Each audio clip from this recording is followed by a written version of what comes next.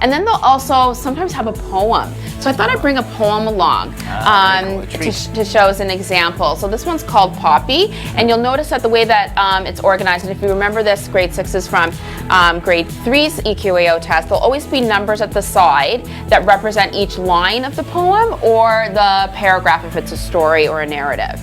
So here's a poem called Poppy. Poppy, we are but children small, we are too little to do it all. Children, you may do your part, love each other is how you start.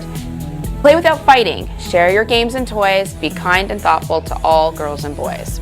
So the first strategy you want to do is read over the whole thing to get an understanding about what it's all about, to get a taste about what it's all about. You understand all the words and things like that? Exactly. Okay, well then now, when you read a paragraph or a poem in this case, you want to pull out the main idea? Yes. So how can kids do that? How can kids learn to do that? Yeah, so what I think is a great strategy is to read it, especially for a poem, to read it line by line or stanza by stanza, each section, and see if you can understand what the deeper meanings are. Because usually in poems, there's a lot of symbolisms or that type of thing, and this poem's a great example of that.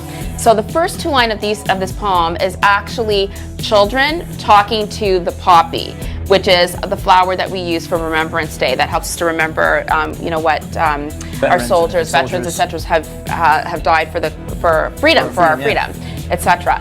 So, but then the other lines of the poem are actually the poppy responding back. So that's important information to know that there's actually two speakers speaking in this poem.